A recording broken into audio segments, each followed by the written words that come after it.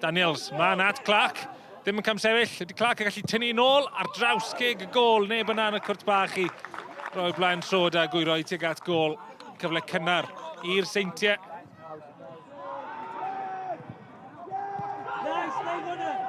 Mae yna rediad fan hyn gan Wilson. Clark yn dod o hyd iddo fe yn Bert. Wilson ar rediad. Gyfor oedi. Nôl â hi at Clark. Clark yn y cwrt bach. Ac oddi ar y llinell, mae Clark yno i roi'r bel yng nghefn y rhwyd. Bala dan bwysau. Methu delio gyda Ben Clark yn arian byw o chwaraewr yn mynd mewn i'r cwrt. Ac yn y diwedd, y Bala yn plygu ac yn ildio.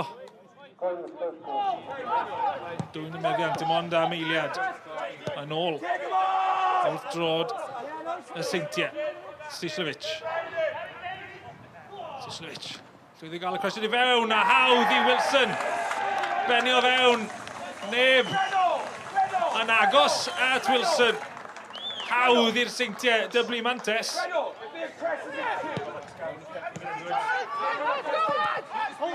Bennos, nawr mas at Newell.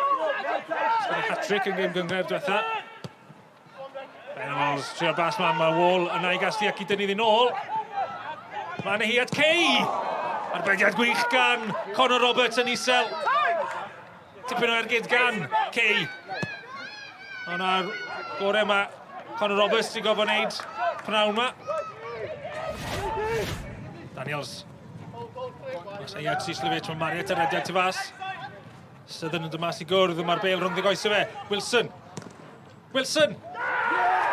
A Daniels ar y postyn pella. Wedi cael gêm dda. Seintiau yn edrych i ennill i 8fed gêm gyngred yn olynol. Ac ar ddechrau'r ail hanner, maen nhw'n edrych yn gyffyrddus iawn. Wilson yn galw am y bel, Wilson yn derbyn. Wilson, heibio i Arsan. Wilson! O, am gol! Gan Adam Wilson! Mae'r Seintiau yn carlamu trwy'r gêm yma. O hwnna'n gol gampus. Gol gorau hyd yn hyn. A Wilson sydd yno i gael ei ail o'r prynhawn. Gwych. McManus. Mynd am ei hi. A mae gael ei wasgu fewn trwy ddwylo Ramsey i'r gornel isa. Oedd hi ddim y crydd Berta, ond mae i fewn ac mae'n cyfri. Mae McManus yn cael ei gol gyntaf o'r prynhawn a 5 y Seintiau.